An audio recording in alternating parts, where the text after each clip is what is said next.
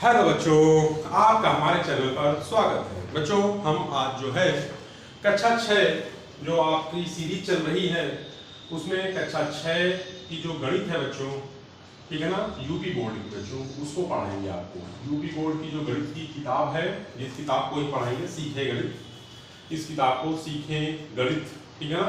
तो इसके बारे में पढ़ाएंगे और इसमें जो चैप्टर नंबर 1 है प्राकृतिक संख्याएं, हम इसको ही पढ़ाएंगे आपको बच्चों।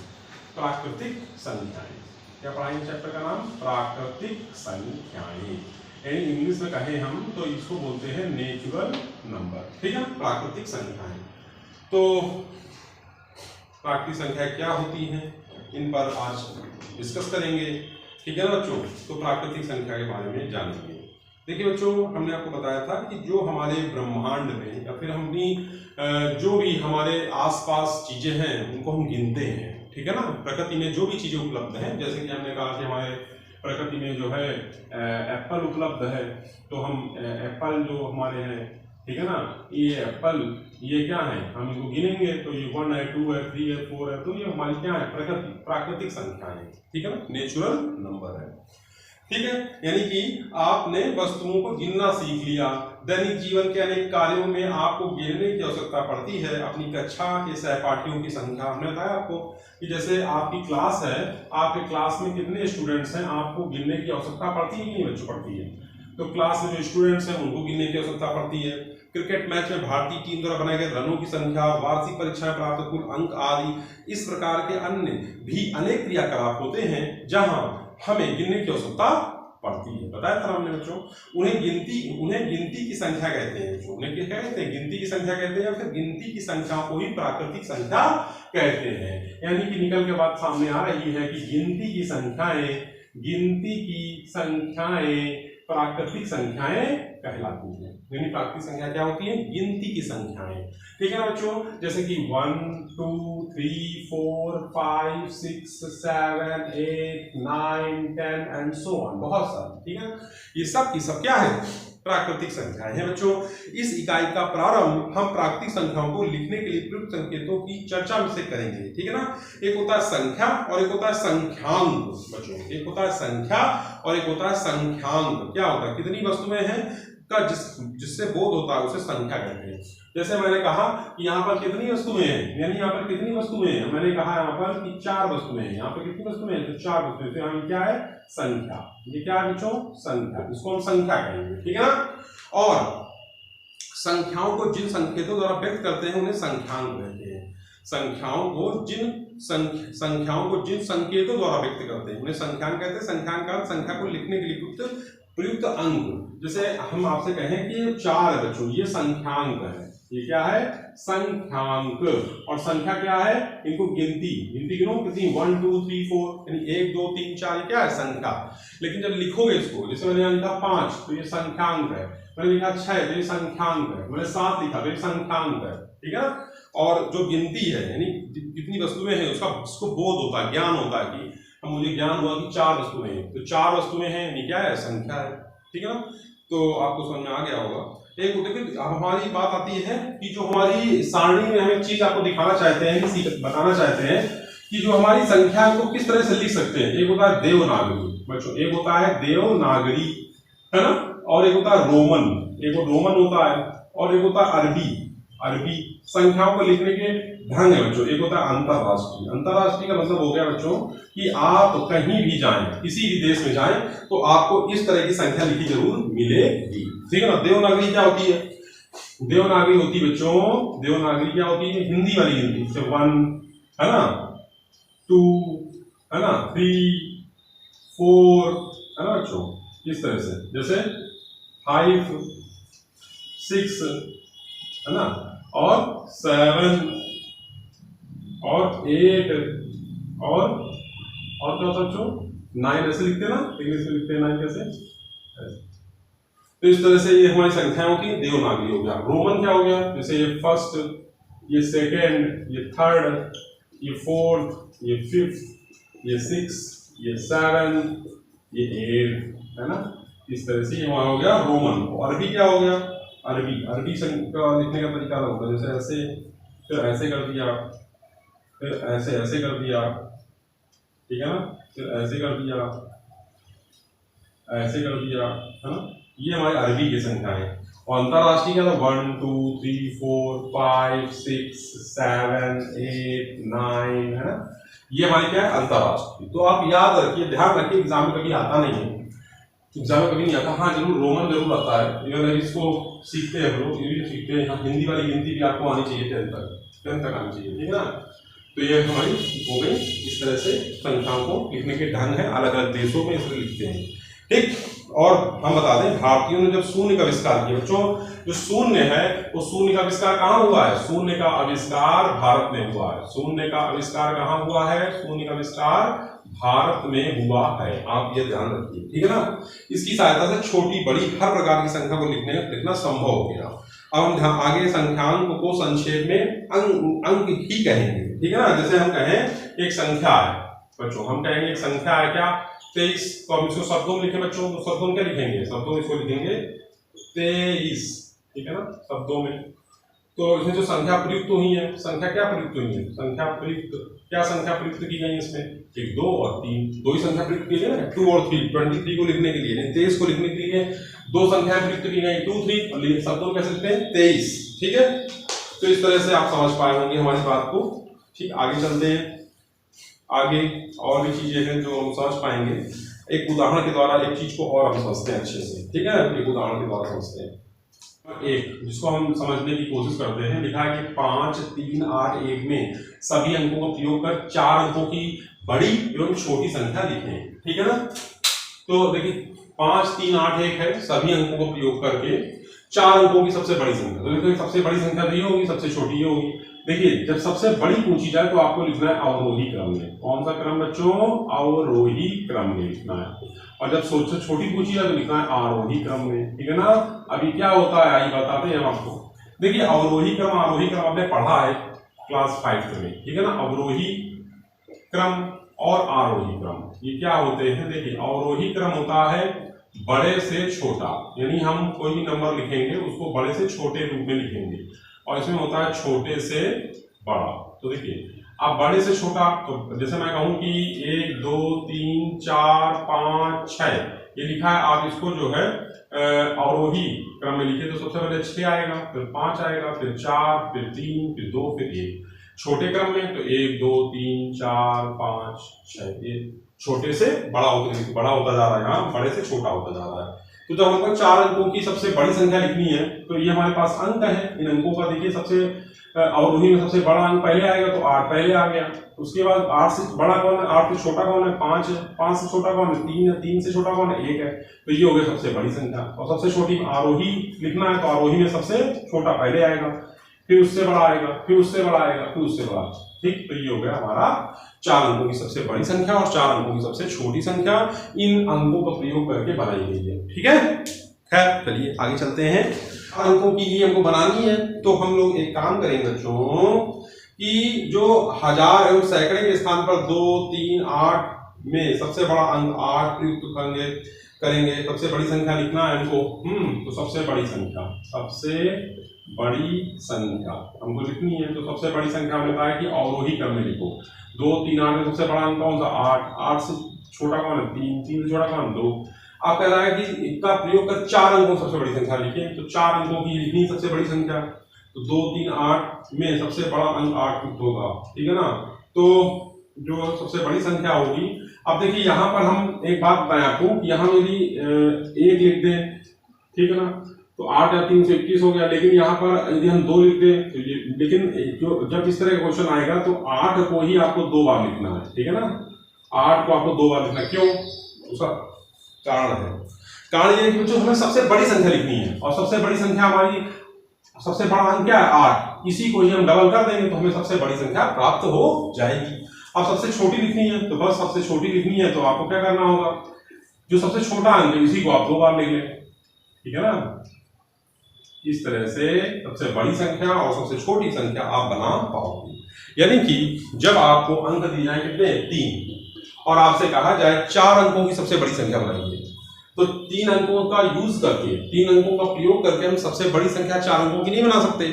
तो हमको ध्यान ये देना होगा कि जो सबसे बड़ा अंक का उसी का डबल है, उसी को 2 बार लिख लेना है। और सबसे बड़ी मिल जाएगी। और जब सब छोटा लिखना है, छोटी संख्या मतलब बनानी है, तो आपको सबसे छोटा अंक ना 2 बार ले लेना है, तो सबसे बड़ी और सबसे छोटी संख्या बन जाएगी। ठीक है, दी जाते हैं, यानी अंक क्या है बच्चों, अंक है 205 और 0, ठीक है ना, 0 लेकर बच्चों, लेकर 4 अंकों की बच्चों, 4 अंकों की सबसे बड़ी, 4 अंकों की सबसे बड़ी और सबसे छोटी, और सबसे छोटी संख्याओं का अंतर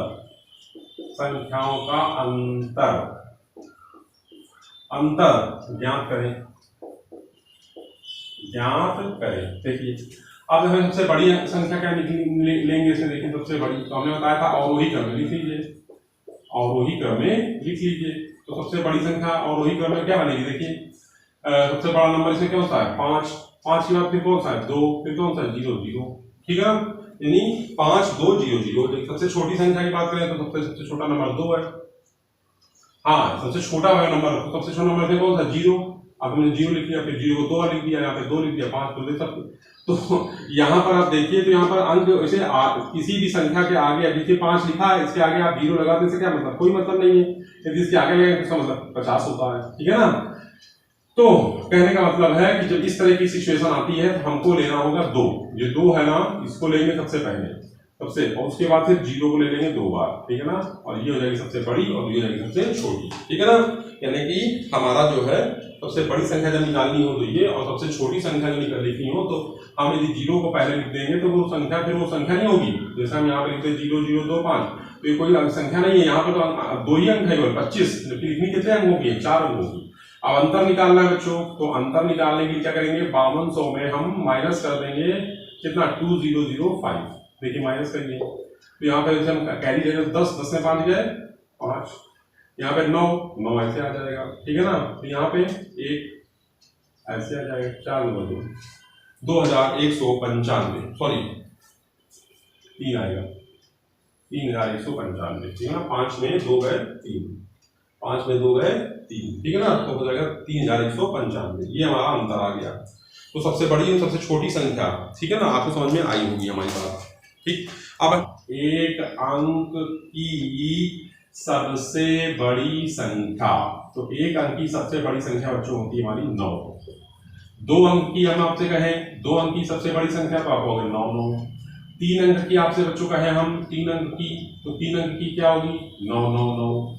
4 अंक की बच्चों कहें आपसे, तो आप समझ रहे हो ना ये बात को, 9 9 9 9, 4 अंकों की सबसे बड़ी संख्या।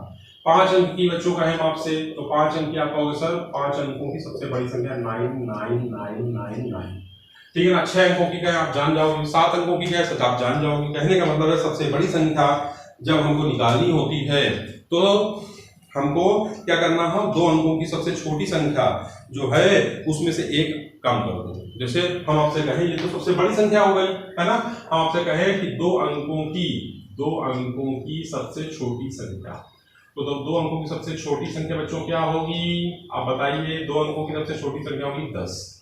हम आपसे कहें 3 अंकों की सबसे छोटी संख्या, कहोगे सर 100। मैं कहूँ 4 अंकों की सबसे छोटी संख्या, तो कहोगे सर 1000। मैं कहूँ 5 अंकों की सबसे छोटी संख्या क्या है, तो 5 अंकों की सबसे छोटी संख्या बताओगे बच्चों ये, ठीक है ना। मैं आपसे कहूँ 6 अंकों की सबसे छोटी संख्या क्या होगी, तो आप ये बता दोगे 1 2 3 4 5 6, ठीक है ना।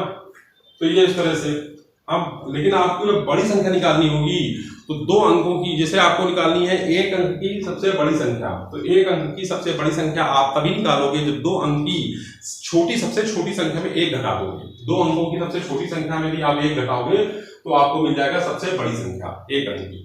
आप 3 अंकों की सबसे छोटी संख्या में 1 घटाओगे तो मिलेगा 99। 4 अंकों की सबसे बड़ी संख्या में आप 1 घटाओगे तो मिलेगा 3 अंकों की, यानी 1 कम करके मिलेगी आपको बड़ी संख्या, ठीक है ना। तो इसी प्रकार 4 अंकों की सबसे छोटी संख्या, 4 अंकों की सबसे बड़ी संख्या, ठीक। तो आप ये बात समझ पाए हमारी। अब हम आते हैं स्थानीय मान की तरफ, ठीक है ना। स्थानीय मान भी आप समझिए, सब ये चीजें। स्थानीय मान क्या होते हैं, स्थानीय मान हमारे जो है अंक जो होते हैं उन्हीं का स्थान बताना होता है। जैसे हम कहें आपसे 1442 लिखा है, तो देखिए जो ये नंबर है ना 1144 ये कैसे बना, देखिए यहाँ इसको आप पढ़े तो इकाई, दहाई, सैकड़ा, हजार, इसको पढ़ेंगे ना वैसे, इकाई है, दहाई है, सैकड़ा है और ये हजार वाले स्थान पर है। तो एक इसको इसे लिखते हैं 1000, सैकड़ा के स्थान पे 400 है ना, ये किसमें 40, ये क्या है 2, इकाई स्थान पे 2 है ना। तो इस तरह लिख सकते हैं, है ना, लिख सकते हैं ना बच्चों। तो इस तरह से हमारा 1000 इन मूल्यों की तुलना करने के लिए हम इस तरह से लिख सकते हैं, जैसे है ना। अब जैसे एक नंबर लिखा 5, 2, 3, तो देखिए यहाँ पे क्या है, इकाई है, ये दहाई है, ये सैकड़ा है। तो 500 किस स्थान पर, 5वां सैकड़े स्थान पर है, ये दहाई 10वें स्थान पर है, इकाई 1 स्थान पर है, ठीक है ना, इस तरह से। तो 5 का स्थानीय मान है, मतलब आपसे कहें 5 का स्थानीय मान, तो 5 का स्थानीय मान क्या होगा, 5 का स्थानीय मान, 5 का स्थानीय मान हमारा होगा 5 गुणे 100, ठीक है। मैं आपसे कहूँ 2 का स्थानीय मान, तो 2 का स्थानीय मान क्या होगा 2 गुणे 10। मैं कहूँ 3 का स्थानीय मान, तो 3 का स्थान 3 गुणे 1। इस तरह हम समझ सकते हैं और हम इस तरह से चीजों को लिख सकते हैं, ठीक है ना। मैथ में जैसे इकाई, दहाई, सैकड़ा, हजार, तो इकाई, दहाई, सैकड़ा, तो सैकड़े में कितने गुणा किया होगा, 500 बना तो 100 का, तो 5 का स्थानीय मान क्या है 5 गुणे 100। 2 क्या है दहाई, तो 2 का स्थानीय मान क्या है 2 गुणे 10। 3 क्या इकाई, तो 3 का स्थानीय मान क्या 3 गुणे 1। तो इस तरह से आप बच्चों समझ पाए हमारी बात को, ठीक है ना। अब जैसे हम आपसे एक क्वेश्चन के रूप में क्वेश्चन को हम आपको समझाते हैं। जैसे हमने एक क्वेश्चन लिखा, ठीक है ना, एक क्वेश्चन लिखा, क्या लिखा कि संख्या, मैंने लिखा क्वेश्चन संख्या 3477 में दोनों 7 के स्थानीय मान का मान अलग अलग ज्ञात करें, अलग अलग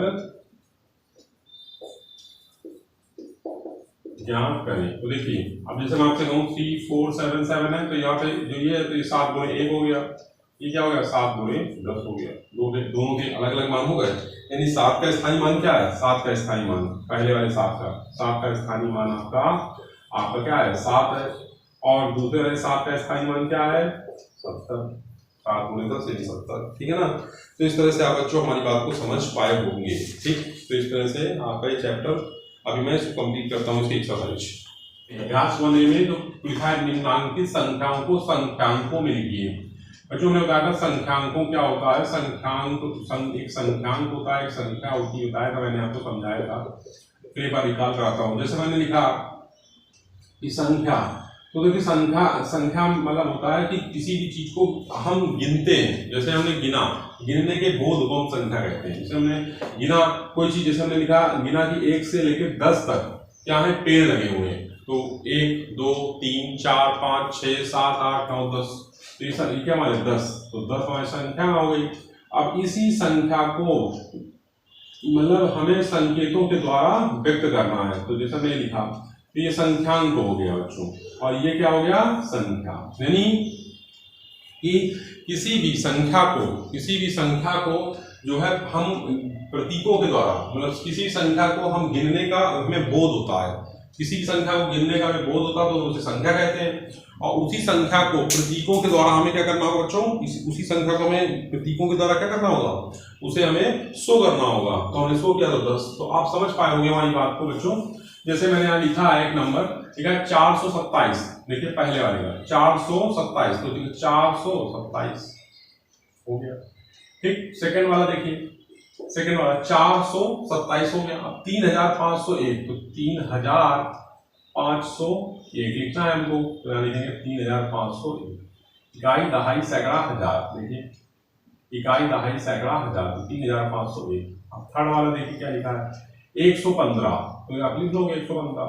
चौथा वाला देखिए क्या लिखा है, चौथा देखा 79,029, 79,000, तो 79 80 होता है, देखिए 79, ये 79,000, इकाई, दहाई, सैकड़ा, हजार, 10,000, इकाई, दहाई, सैकड़ा, हजार, 10,000, 79,029 लिखना। इसको जोड़िए क्या निकला 79,029, ये हो गया 79,029। आप इसको हटा के ये लिख सकते हैं, देखिए 79,029 है, इकाई, दहाई, सैकड़ा, हजार, 10,000, 79,029। तो इस तरह से बच्चों आपने सीखा संख्याओं को संख्यांकों में व्यक्त करना। ये संख्या थी 427, 3501 ये संख्या थी, इसको संख्यांकों में व्यक्त करना है, तो इस तरह से आप व्यक्त कर सकते